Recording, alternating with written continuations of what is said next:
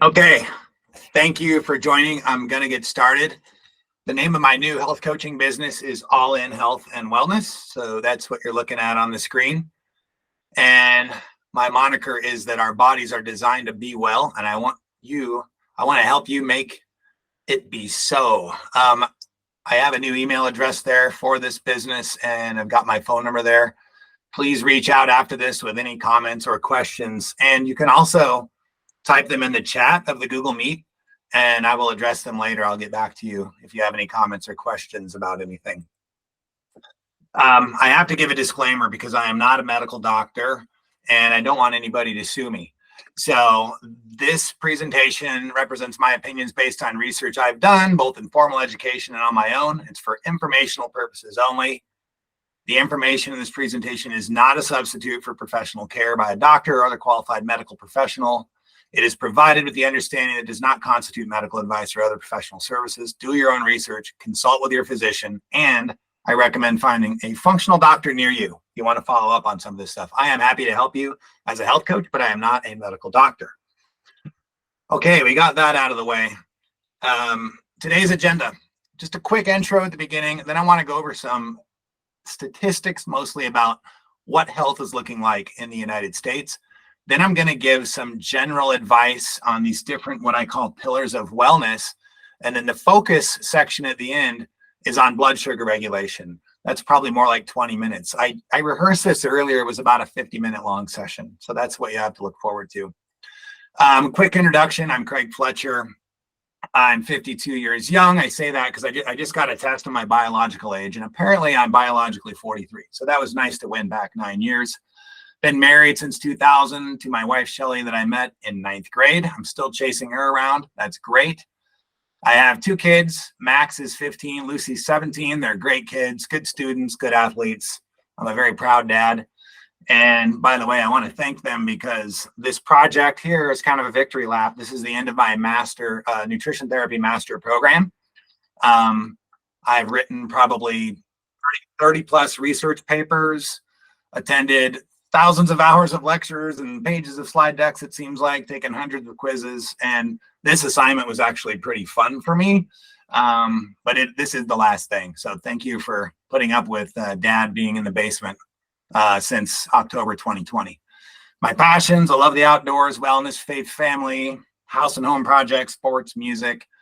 Really, by profession, I've been in the technology industry my whole career. This is going to be my old guy side hustle. And I'm graduating from Nutrition Therapy Institute, headquartered in Arvada, Colorado, pretty much now, with a nutrition therapy master. It's a great school. And if you're interested in that, we can talk about that. And side fun note, my wife has flipped close to 100 houses. We'll call it 90. We don't really know how many over the last 15 years. So let's get into the state of health in the U.S.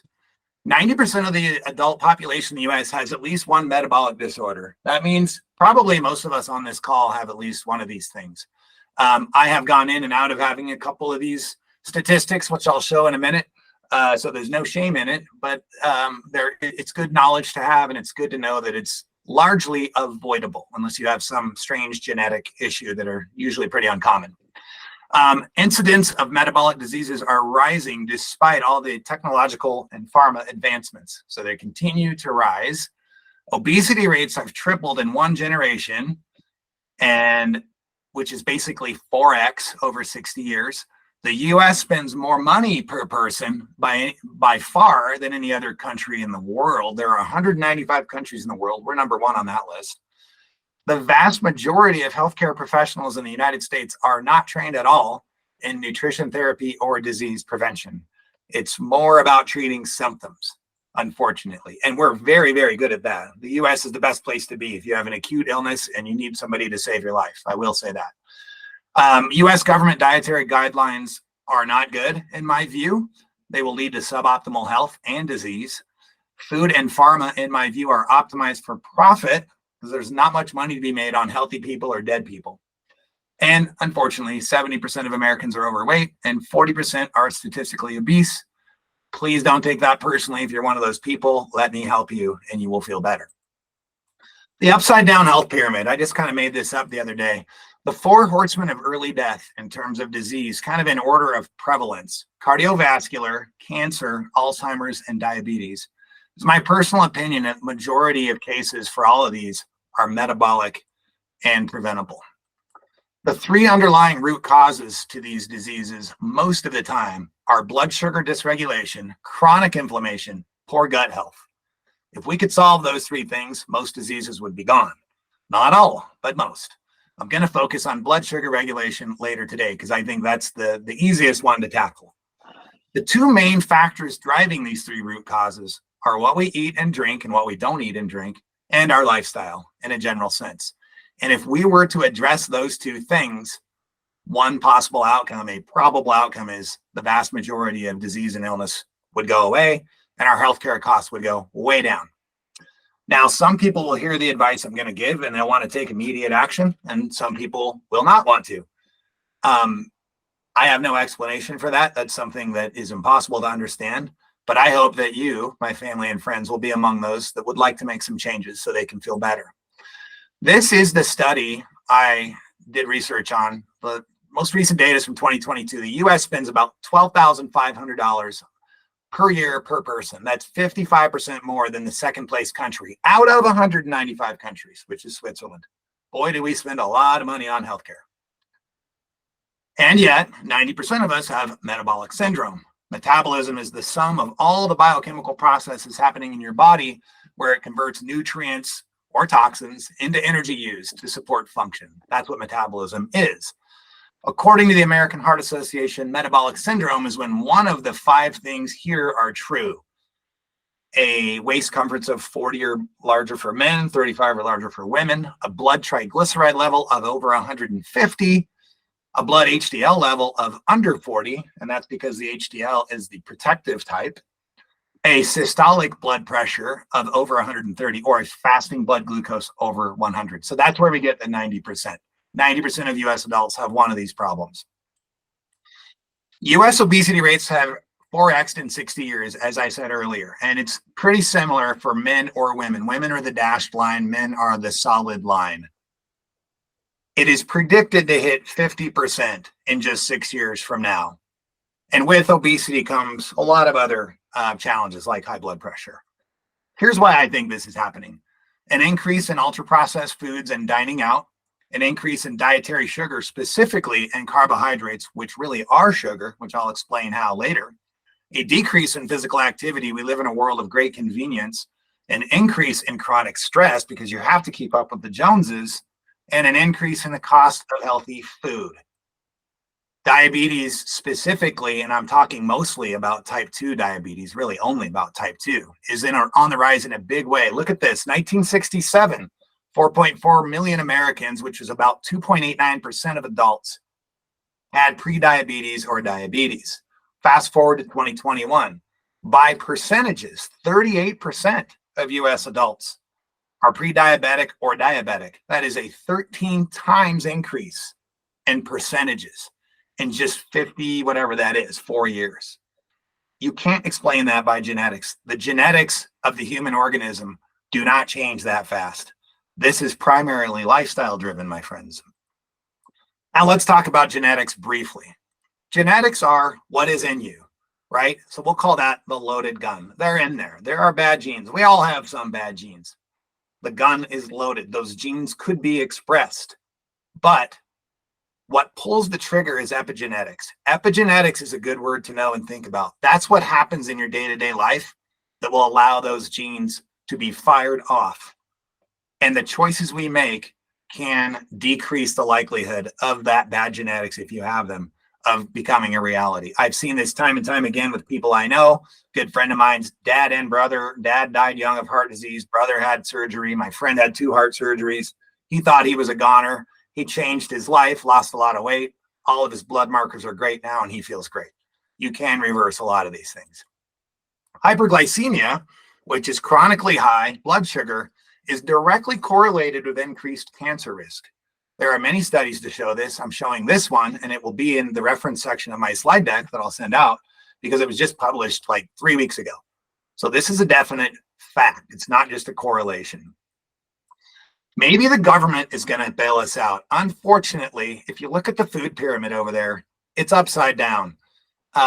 You could call it the food tombstone. That's why I have a tombstone there.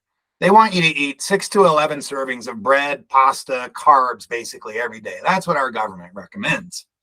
I do agree with the large servings of vegetables and fruits, but then you have just a little bit of protein there and maybe some fats and oils. It's upside down, my friends. Tufts University, actually a distinguished university, published a study funded by whom we don't know, but they're showing that frosted mini wheats and Great Grains Banana Nut Crunch are to be encouraged, while ground beef is the bottom of the barrel to be minimized. I wonder who funded that study. By the way, go see the South Park food pyramid video on YouTube. It's quite funny. I don't want to give it away, but it talks about this. So we can't rely on the government to fix our problems. That's the point. This is an interesting survey that I found doing my research. 5,500 medical students in 2021 were surveyed. The average nutrition education they got was 1.2 hours a year, basically none. 58% said zero. 93% said they strongly or somewhat agree that understanding these things would really help them maximize patient care. And yet it's really not happening yet. Things are starting to turn, but it's happening too slowly. This is a major problem in our healthcare system. My conclusion, and the reason why that education isn't happening, and this is going to sound cynical, I know it, I think our healthcare, pharmaceutical, and food systems are optimized to make the most money, not to prevent disease, not to deal with the root cause, to keep us off the pharmaceuticals and keep us out of the clinics in the first place. Only 2 countries allow pharmaceutical companies to advertise directly to consumer: the US and New Zealand. New Zealand kind of surprised me, by the way. The drugs with the highest US sales are associated with the lowest clinical benefits. Isn't that amazing? On all these studies, like I said, are published. US pharma advertising spending has risen 10x from just 1996. $6.5 billion in 2020. It's probably $7 billion by now. Pharmaceuticals are a lot more expensive in the US than anywhere else in the world. Health insurance companies do not provide coverage for functional MDs like my cousin Brad, who will help you deal with your root cause illness. Not covered by insurance. And many preventative procedures and medications are not covered by insurance. Big Pharma routinely hires former FDA executives for very large, inordinately large salaries. It's my belief to get their drugs pushed through faster and approved faster. Just my opinion. Go look at the numbers. Decide for yourself what you think. Healthcare providers are reimbursed based on the quantity of services delivered, fee for service, get in and out, in and out, in and out. These doctors don't have time to get to know you and spend an hour getting to know what's going on in your life, which might be causing your disease. And I think most of us know a lot of ingredients in the US food system are banned in many other developed countries. So we got some problems. So 5 key takeaways to me: the majority of disease, especially metabolic, are food and lifestyle borne illnesses. You have to get food right if you want to succeed on your health journey. It's on us. The government and most conventional doctors won't fix the root cause. We have to prioritize it ourselves, including myself. The more money we spend on healthcare, the sicker we get as a nation. Why? Because we're not addressing the root cause. And then epigenetics is more important than genetics. Don't pull the trigger on your bad genes by making bad choices. And lastly, 72% of total dairy or total daily energy consumed by Americans is either dairy, ultra-processed foods, cereals, sugars, refined seed oils, and alcohol. That is the root cause of most of this. Now we're done with kind of state of affairs. I know it's grim. Now let's look at how we can fix it. So let's get into some quick tips in the 6 main areas of wellness, according to myself: nutrition, movement, sleep, stress, toxins, and relationships. I'm not actually going to talk about relationships, but toxic relationships can cause a great deal of damage to our health. I think we all know that. Conversely, being around like-minded people who prioritize health can make a dramatic difference in your life. 6 factors of wellness that I mentioned, they're all interconnected. The point of this little diagram that I made is if you fail miserably in any of these areas, it's going to impact all others. So if you don't move much, if you have a sleep problem, if your nutrition's bad, but you try to get an A in all these other areas, it's really not going to work very well. So the point of this is just to focus on and pay attention to all these areas in our lives. Now, this is something I want everybody to think about. I learned to think about this in my digestion and detoxification class. Everything we eat gets broken down into teeny tiny molecules that your body has to either digest or detoxify. And they're either beneficial or harmful, and they will all impact your health.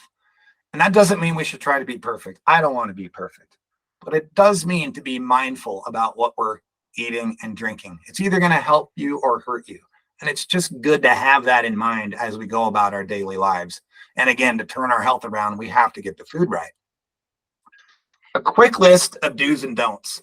First of all, I don't want people to think about being on a diet anymore. I would hope that we could all make, eating clean and taking care of ourselves just part of our new normal. I think we need to prioritize time in preparing and money to buy quality food. A lot of times people say, well, I don't have time. That's why I go out to eat all the time. My wife is a great cook, and she'll make a great dish, and it might take her an hour to do it. Sometimes longer, sometimes less, but then she'll make 3 or 4 days worth. That's 3 or 4 meals for our family. It takes longer than that to go out to eat 3 or 4 times. So I don't buy the I don't have time thing. It's just the planning. Do properly source your animal foods, grass-fed beef, wild-caught fish, pasture-raised chicken and eggs. It's worth it because you're avoiding a lot of toxins that I'll get into in a minute. Do spend the money on organic produce of a wide variety in color, high in antioxidants. You do not want glyphosate and other pesticides and herbicides all over your food, because it is all over your food unless it's organic. Even if it's organic, some of it leaches into there. Do invest in quality oils. I'll talk about oils in a bit, and glass food storage, and I'll tell you why that's important in a bit. And you can substitute refined simple carbohydrates with healthier alternatives, like zucchini noodles for pasta, cauliflower bread instead of bread for sandwiches. You get used to these things and you start to feel better and they start to taste better. And do also pay attention and correlate with what you eat with how you feel. What you shouldn't do is try to change everything at once. Don't try to be perfect. Don't leave this webinar or leave a health coaching session and go, I'm going to do all these things, because you're not, right? You'll drop the ball somewhere and you have to forgive yourself. Just do your best, be informed. Some of these things I'm going to tell you today are probably going to be hard to forget because they're high impact, I think. And just do your best to be mindful of these things. I already said don't use refined seed oils. Consuming food with added sugars, especially liquid calories, coffee drinks, sports drinks. I'll even highlight some supposed health drinks. Really, you don't want to be drinking calories. You don't want to go eat. You don't want to go out to eat all the time because you can't control the ingredients or how things are prepared. And lastly, and I say this both as a kind of a joke and also sincerely too, don't believe every Netflix documentary you see. So many of these things are paid for and funded by activists, people with strong bias, and the science is suspicious. Would love to talk about any Netflix documentaries you've seen lately that you're wondering about. Now, that sounds like a lot of work for people who don't prioritize time and money on food. If it does, get started this way. Use pre-made meals from Factor 75 Foods. Go on Hungry Roots website. They will send you pre-made meals, grocery lists, recipes. You can start eating healthy. It does cost you money, but you don't have to spend the time up front, because a lot of us really don't know how to prepare all this food, and you got to learn how to do that. I do want to call out refined seed oils. The next slide is going to show you the process and kind of why these are a problem, but I would argue that the vast majority of us need an oil change. We need an oil change for our bodies. All these oils on the left are highly inflammatory, cause a great deal of oxidative stress, and are just bad for the human body. They're not really vegetable oils. There's no vegetables in them. They are refined seed oils. The ones on the right, I believe, are very healthy for cooking, especially extra virgin olive oil. That's probably my favorite one. Ghee and grass-fed butter. Coconut oil has a higher smoke point for higher temperature foods. But look at this picture. The image on the right is an actual food oil refinery. That looks like a petroleum oil refinery to me. And right off of that same website is the process that these refined seeds go through. Now on the bottom, you're going to see solvents like hexanes, degumming chemicals, soaps, bleaches, waxes, deodorizers, and then suddenly you have your bottled product. That is what you're putting in your body. Not only that, but it's very high in omega-6s and low in omega-3s, which is the reverse of this. Cold pressed organic extra virgin olive oil. This is the process that they use to make this. They harvest it from the trees, transport it, clean it, crush it, and press it, filter it, and bottle it. And that's it. There's no hexanes, no bleaches, no deodorants, gums, waxes, chemicals.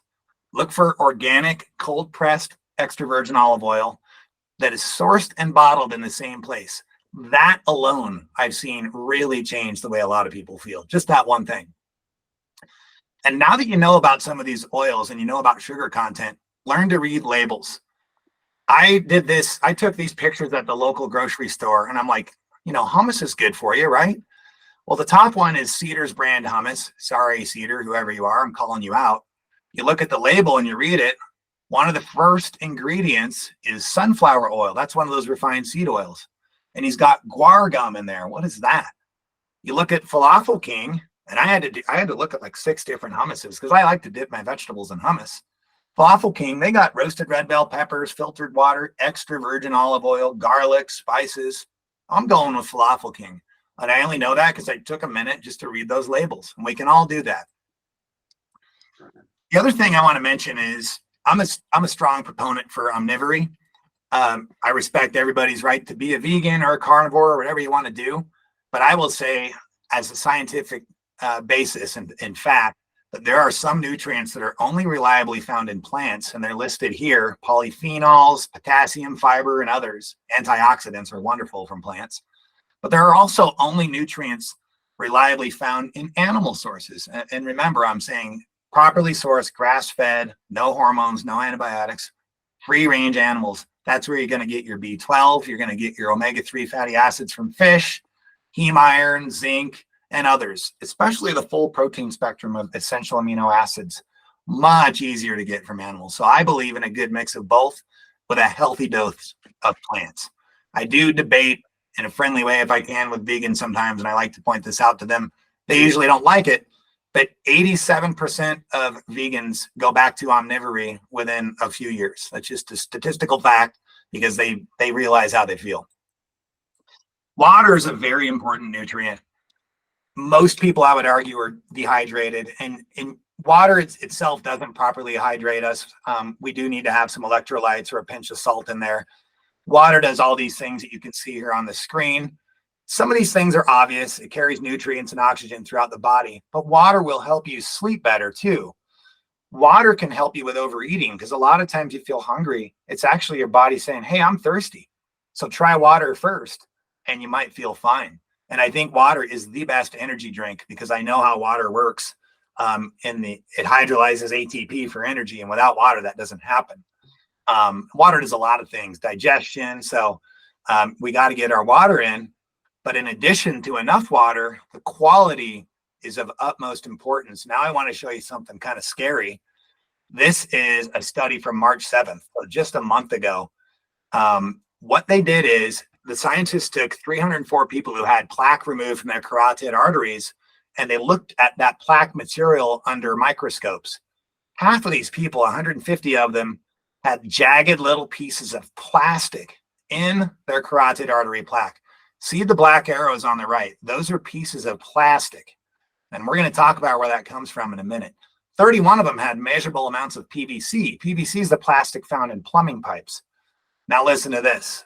The 150 people who had plastic in their carotid plaque had a 4.5 times greater incidence of stroke, heart attack, or death in the 34 months following. This says to me that these microplastics are kind of used as a scaffolding upon which plaque can accumulate. The minimum takeaways for us, my friends, is don't drink water from plastic bottles. The bottled water industry is not very well regulated. A lot of these bottled waters are just tap water, to be quite honest.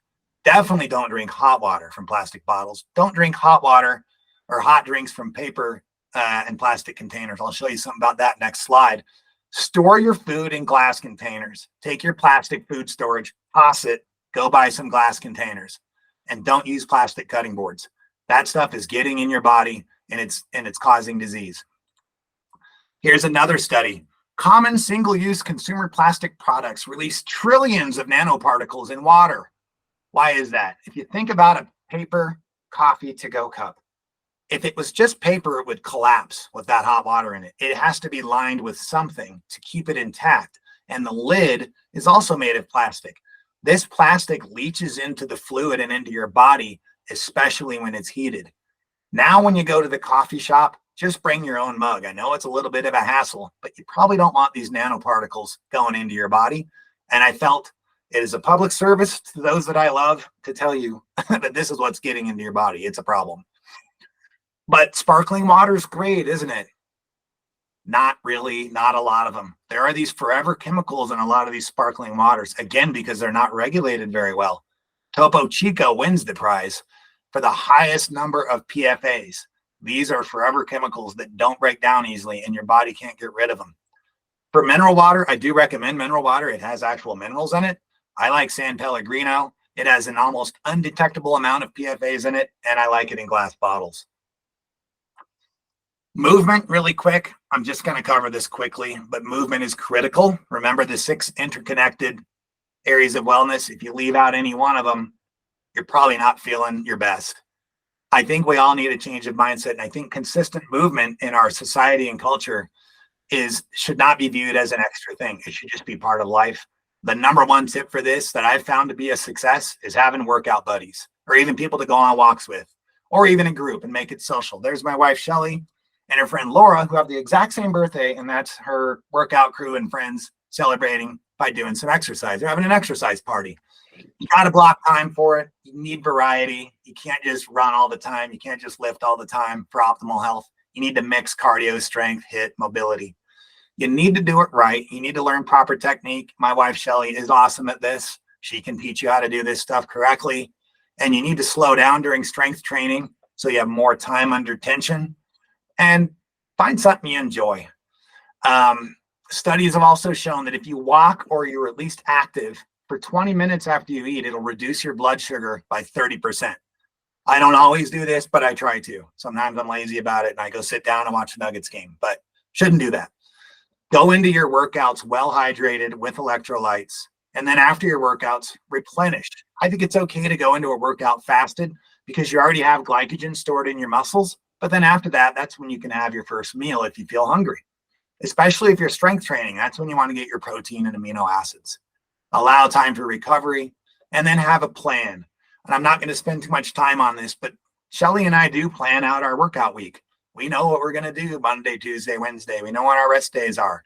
And there's a lot of variability. If you look here, you're going to see a lot of compound strength lifts. You're going to see some cardio. There's some stretching, some yoga, and then a 90-minute bike ride on the weekends. And then here within each workout, and we have a whiteboard in our gym, you can hire a trainer to help you get started on this. Shelly could help you with it. You have a plan. You show up to the gym with a purpose. You don't just show up and go, well, what am I going to do? You already know. It's written out. It's planned.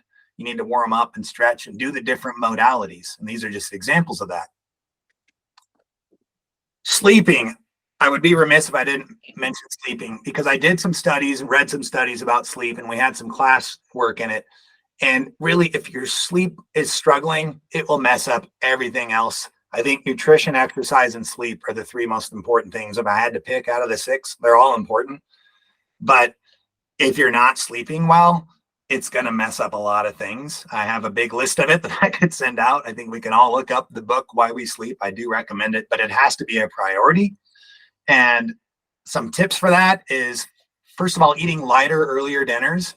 You want to finish a few hours before you go to sleep, ideally, and not snack after that. Keep your blood sugar regulated.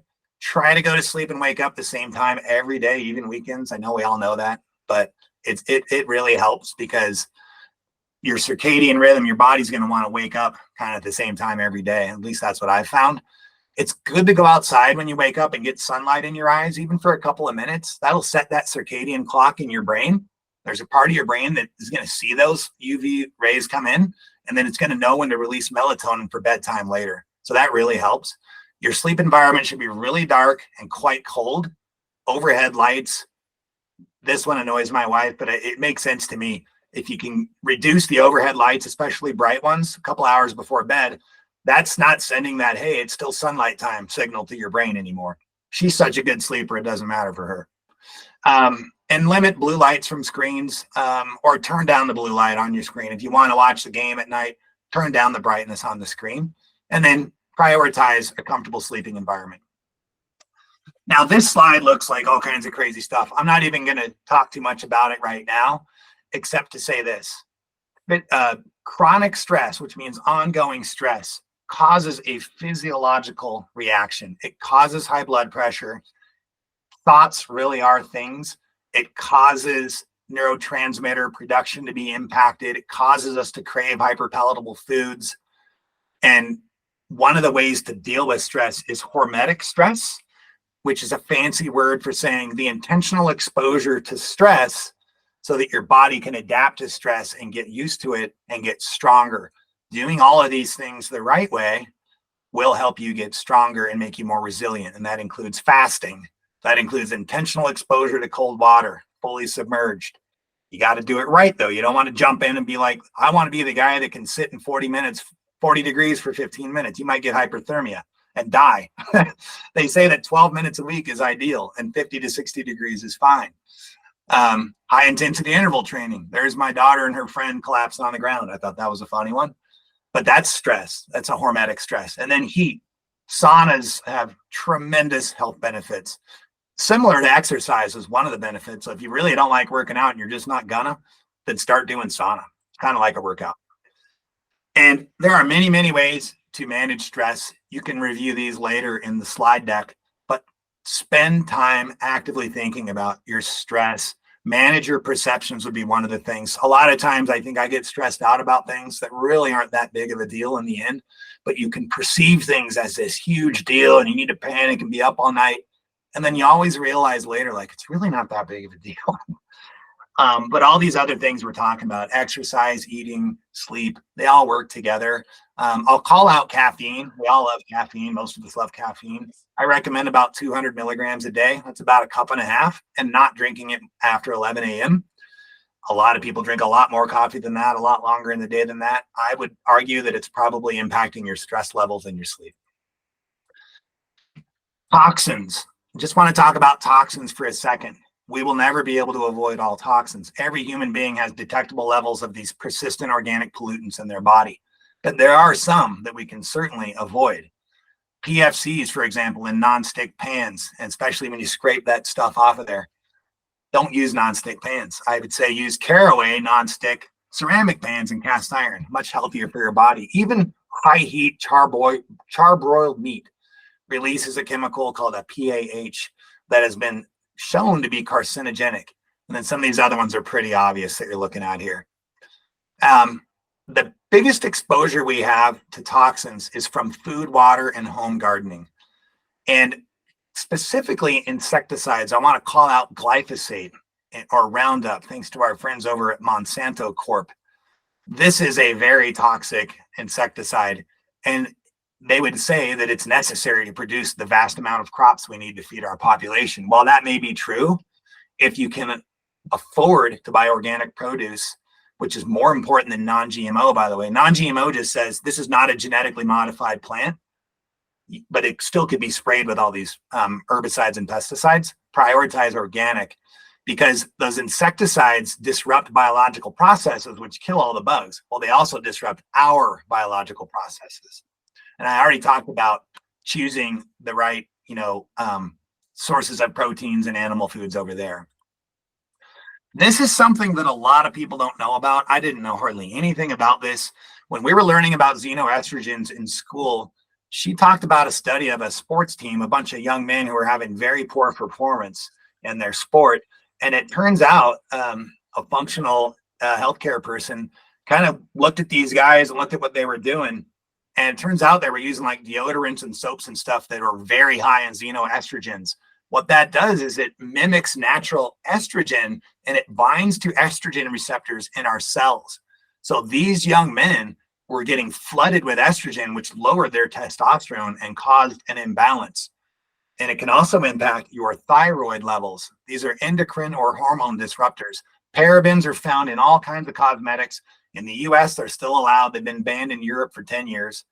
Phthalates those are like your home care products, your cleaning products, and then we have BPA and the plastic coffee lids. Xenoestrogens are something we can choose to avoid or limit at least. And a lot of people with thyroid problems, it's because of xenoestrogens actually. So again, glass or stainless steel only bottles, food storage, etc. BPA was banned for infant products, but not adult products. And it's been replaced with other BP versions, BPS. The problem with these replacements is they're also not studied. So we really won't know if they're safe for decades longer. Why take the chance? And then use phthalate and paraben-free home care products. All right, so now this is the final topic and probably my favorite topic. And when I say blood sugar regulation and when I say let's help stop diabetes, I'm talking about type 2 diabetes, which is generally lifestyle driven. Type 1 diabetes, for the record, is an autoimmune disease.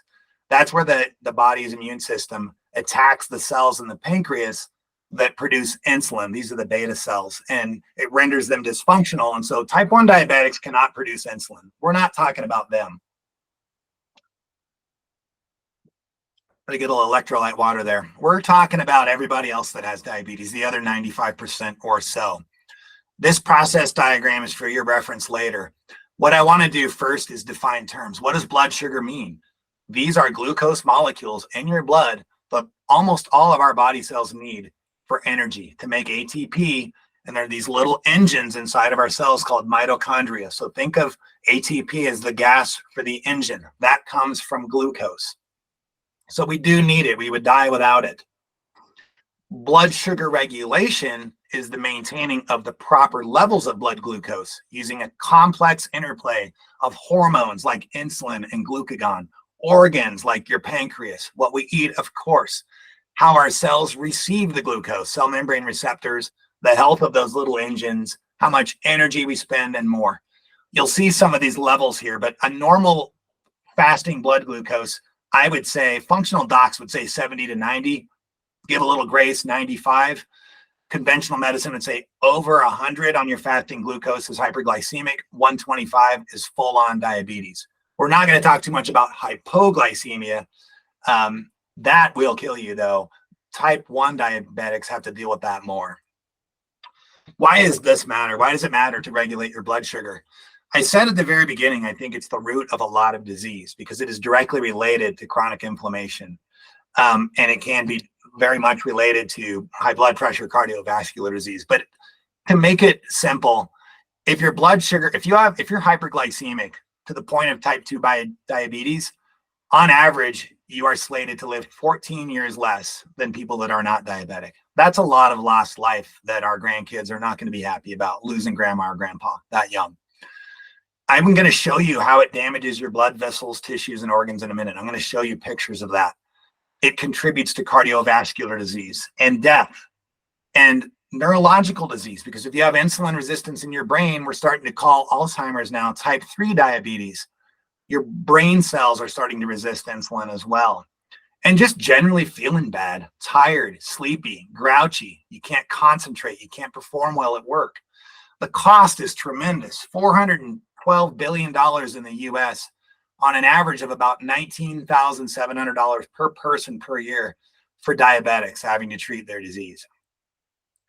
Now, diabetes is closely related to high blood pressure, and they often go hand in hand. So I just want to explain for a minute why high blood pressure is a problem. And if you have high blood pressure, especially over 130 of your systolic, this is what's happening.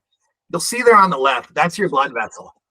If there's more and more pressure flowing through that blood vessel, you'll see this gray image here in the middle. That is the inside of your blood vessel. Those little hairs there are something called a glycocalyx. And then behind them, there's one layer of cells called the endothelial layer. High blood pressure tears those off. It causes little cracks in that layer. And that's where that's where the plaques will form. That's where these small inclusions in your bloodstream, like proteins, bacteria, viruses, small particles of cholesterol, they will get embedded inside of that endothelial layer and cause plaques. That's why high blood pressure mainly is so damaging. It can also burst small capillaries, the tiny blood vessels. So now let's get into insulin resistance. I want to talk about what that means. If you ask ChatGPT what it means, it'll give you that answer here on the screen, which really doesn't mean much. This graphic here is a good leave behind for you to review later on kind of the process of what happens. But let me just walk you through the steps to make it simpler, I hope, to understand what we mean when we say insulin resistance. First of all, I want to point out insulin resistance, type 2 diabetes, this develops over a long time, over periods of years.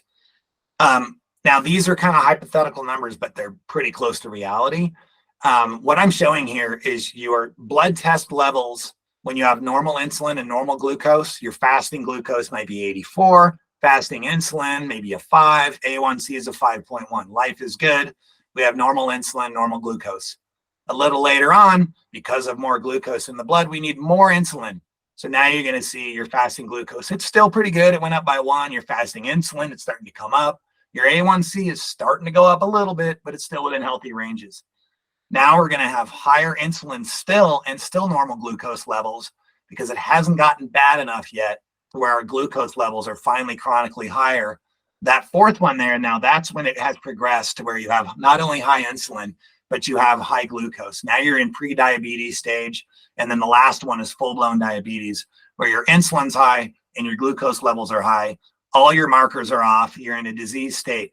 But what I wanted to say is we want to stop this right about here in the middle. When the warning signs are starting to happen, that's when you want to work with your doctor, myself, a functional practitioner. Keep it there. Let's not get to this disease state and then have to work so hard to unwind that. That's really the point I want to make about this, is that it takes time. And the problem is conventional medicine says, well, now you're diseased. Now you're diseased. Now when your A1C is 6.8 and your glucose is 130, now we need to take action. We want to take action sooner than that so that it never happens. Now, this is the process. Normal glucose metabolism. You eat food. Your food is digested. It's broken down into molecules by enzymes. Into glucose, it's absorbed into the bloodstream.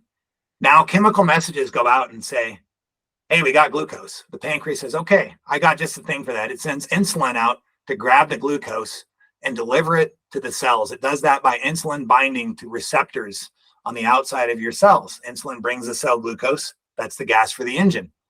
There's this fancy little thing called a GLUT4 transporter. Don't need to worry about that, but that's just part of the process. That will pull the glucose into the cell. Now, that is, though, part of the process of insulin resistance, by the way. Those things stop working. Glucose converts to ATP in your cell, so now your gas becomes usable. It gives fuel to the little engines, and life is good. Everything's good. Now, actually, when the insulin delivers all that glucose into your cells, your blood sugar will drop a little. Now your pancreas is going to release glucagon and raise your glucose back to normal levels. Well, what happens with insulin resistance? There's too much blood glucose from high sugar carb eating, or from chronic stress, or from a lack of sleep, by the way. I'll describe why that happens in a second. Your pancreas is pumping out more and more insulin, but it can't keep up. Your cells start to get full of glucose. Those insulin receptors, which are like keys, right? The insulin is a key, and those insulin receptors are locks. They stay locked. They say, you know what? This is the wrong key. I'm not home. Now the glucose is going to be really high in the blood.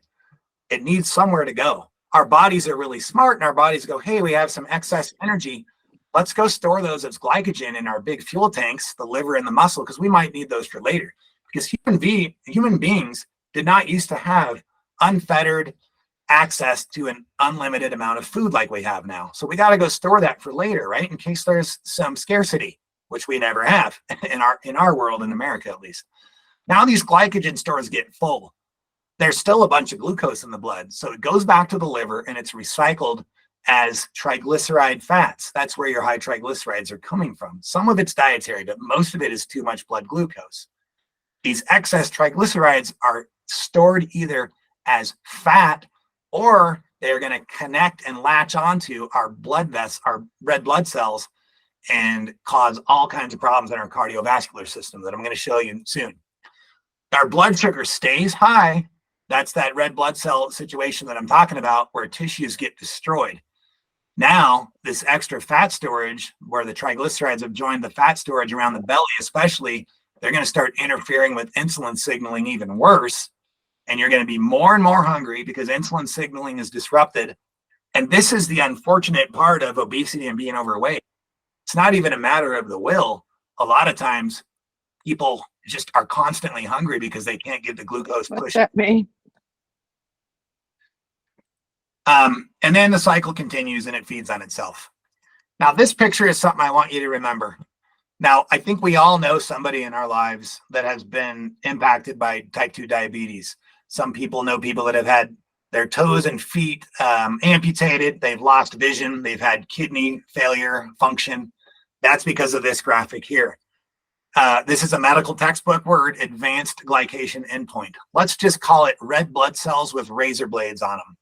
What I'm showing you right here is these really small capillaries that deliver blood to your extremities, to your fingers, toes, eyes, kidneys, especially your nerve cells.